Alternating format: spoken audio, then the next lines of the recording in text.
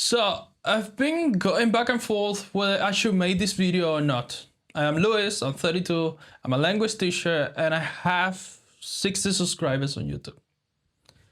Not 60,000, not 6,000, 60. And here's the thing and why I am making this video. I see all these creators hitting milestone, making videos about how YouTube changed my life. And I'm sitting here thinking, has it? I mean, with 60 subscribers and video that barely gets any views. But then I realized that's actually the more interesting question.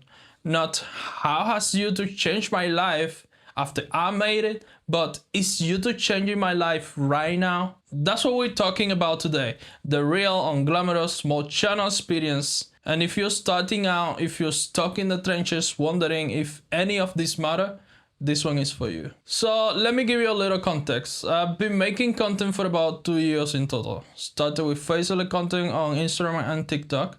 You know, stock footage with text overlay and a voiceover. Then I moved to record myself and started making shorts. Over 300 videos like that. And I couldn't even do that at first. I used to apply for teaching jobs and some school will ask for videos introductions. Just me talking about myself for 2 minutes and I couldn't do it. I just froze and couldn't record it. Now I sit in front of a camera and talk for 15 minutes. Still uncomfortable, but I do it. 4 months ago, I made the switch to YouTube long form. Why? Honestly, because of money. I realized there was a better opportunity for monetization here. Short form can be profitable if you know what you're doing, but YouTube felt like the smarter long-term play. And I'm not gonna lie, it's been all over the place. 2 videos a month and that's it. That's my consistency. Not proud of that, but that's the reality. And that's what I am right now. Not fancy gear, not massive audience, just me figuring out as I go. So with that context, let me talk about whether this is actually changing anything. Here's the thing I'm noticing so far, and this might sound dramatic for someone with just 60 subscribers, but stay with me. Before YouTube, my drive came from my day job, spending time with my family, normal stuff, but I didn't have a purpose beyond that. You know, something that was mine, something I was building. I'm a language teacher. I teach primary through college level. And don't get me wrong, I love teaching, but there's this thing about YouTube that's different. With teaching, you show up, you do your lesson, you go home. With YouTube, you're building something that compounds. Every video is still out there. Every skill you learn stays with you. And I'm not saying that with teaching you don't get to do that, but it is still different. And it is still teaching just in a different way. Now, I'm not saying that YouTube has given me this grand purpose or anything. I have 60 subscribers. Most of my videos get barely any views, but there is something about having a project, having something to work towards that changes how your day feels. So let's talk about staying focused, because that is the thing. My main goal with YouTube is monetization. I'm not gonna sugarcoat it. I want to make this a full-time thing. I want the freedom that comes with being your own boss, having an income from something you created. But when you have 60 subscribers and your videos are getting 20 views, it's really easy to think, what's the point? I've wanted to quit so many times, because it is incredibly discouraging when you spend hours creating something and it gets nothing. No views, no comments, just silence. And at first, I go into a corner and feel sorry for myself, but then I realize this is actually my fault. Not in a mean way, but in an empowering way. It is up to me to analyze what's working, what's not, and improve. The algorithm isn't against me, I'm just not good enough yet. And that's okay. So how do I stay focused? Honestly, I stopped obsessing over metrics. I used to check YouTube Studio constantly. Did I get new subscribers? Did someone watch my videos? Now I look at it differently. I watch my own videos back and think, what didn't I like? Why can I improve next time? And I focus on the process, not the outcome. Which is hard because the outcome is what I actually want, but the process is what I can control. My routine now is pretty simple. Weekdays, content creation, research, record, edit, and weekends, family time. my wife, my daughter. That is a non-negotiable thing. I don't work on weekends because I need to do that balance. If I don't take breaks, if I don't spend time with my family, I burn out. And burning out helps nobody. The most uncomfortable part of YouTube for me, being on camera, no questions. 2 years ago, I couldn't record a 2-second video. Literally could not do it. I tried to record jobs interviews for teaching positions, just simple introductions, and I freeze up. Now I can sit here and talk to a camera for 15 minutes. Is it comfortable? No. Do I still use a teleprompter because I don't trust myself to just speak? Absolutely. But I'm doing it. And here's what nobody tells you. Embracing discomfort doesn't mean stop being uncomfortable. It just means you get used to doing uncomfortable things. At the beginning, everything felt overwhelming. I didn't know how to use editing software. I didn't know how lighting worked. I didn't know what made a good thumbnail. Now, it is still uncomfortable, but it feels more like a job. I sit down, I do the work, even when I don't feel like it. There is also this thing nobody talks about. When you're creating content alone at home, spending hours by yourself editing, it can get really isolating. Some days I just don't want to do anything because I've been staring at a computer screen all day by myself. My solution, I just go outside every day. I try to walk around my neighborhood, go to the park, just get outside. Spend time with my family on weekends, because if you don't balance this, you really lose your mind.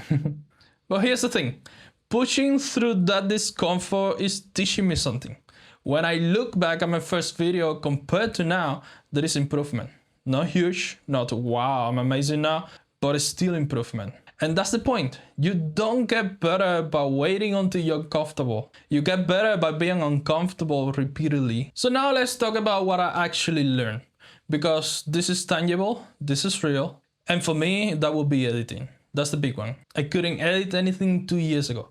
Now I can take raw footage and turn it into something watchable. And sometimes I create something and think, wait, I didn't know I could do that. I'm not a naturally creative person, but with YouTube, I have to think about thumbnail designs, video concepts, how to structure a script. It's forcing me to develop a creative muscle I didn't even know I had. Scripting is hard, really hard.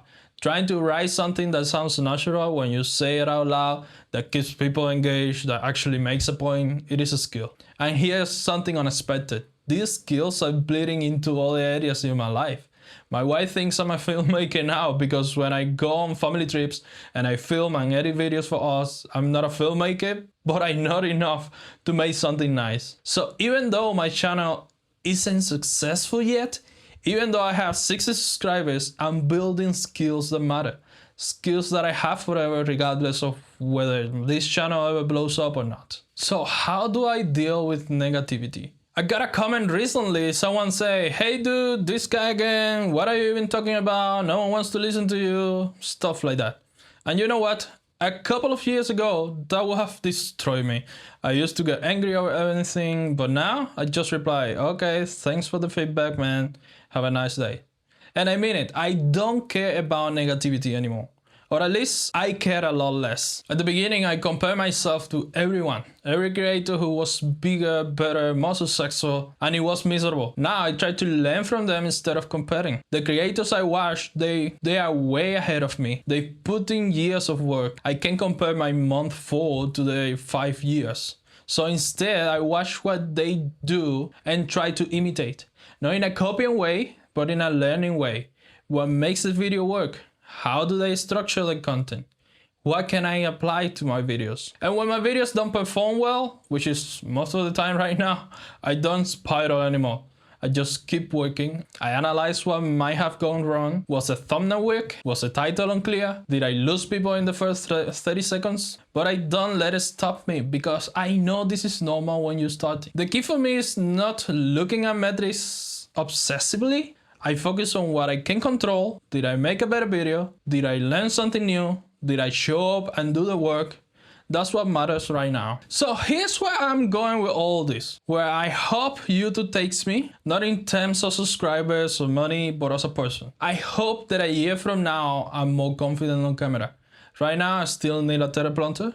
I still feel stiff. I don't know how to just be myself when the camera is on. I see these creators, they just talk naturally, like they're having a conversation with a friend. And I want that. I'm a teacher, so communication is part of my job. But being natural on camera is very different. I want to get to a place where I can just hit record and speak from the heart without a script, where I can be relaxed and genuine. I also hope I can prove to myself that I can stick with something long term. I posted 8 videos in 4 months. That's not good. I should have 16, maybe 20 by now. So I want to build that consistency, not for the algorithm, but for me. To show myself I'm not the kind of person who gets excited for a few months and then quits. And beyond that, I want to turn YouTube into a full-time thing. I want the freedom that comes with that, being my own boss, creating something that is mine. But even if that doesn't happen, even if this never becomes a main income, I want to know that I tried, that I put in the work, that I didn't let fear or discomfort slow me down. Because the alternative, looking back in 5 years and wondering, what if I had just kept going? That's worse than failing. So here's what I want to say to you if you're watching this. If you're in your 30s, your 40s, your 50s, and you're thinking about starting YouTube, but something's holding you back, just start. You don't need a fancy gear. I'm using my phone, cheap light from Amazon. You don't need to know what you're doing. I still don't know what I'm doing half of the time. You don't need confidence. I still use a teleprompter because I don't trust myself without one. You just need to hit record. Your first video will probably suck. Mine did. Your first 10 video will probably suck. Mine did too. But here's the thing. You can get to video 50 where you're actually good without going through video 1 through 49.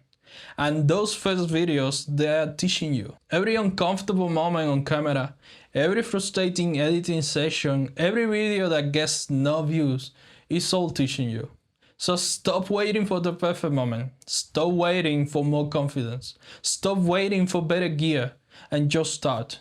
Record something this week, even if you don't post it.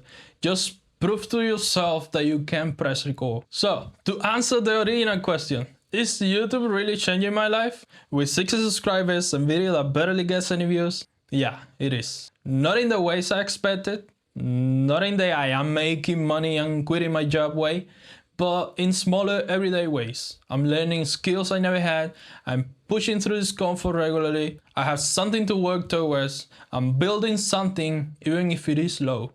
And maybe that's the real change, not external metrics, but the internal growth. The fact that I'm showing up, doing the work, even when nothing seems to be happening. If you want to follow along with my journey, the messy and glamorous 60 subscriber reality, hit the subscribe button. I'm figuring this out as I go, just like you probably are. And remember, it's not about where you are right now, it's about where you're going. Thanks for watching. I see you in the next one.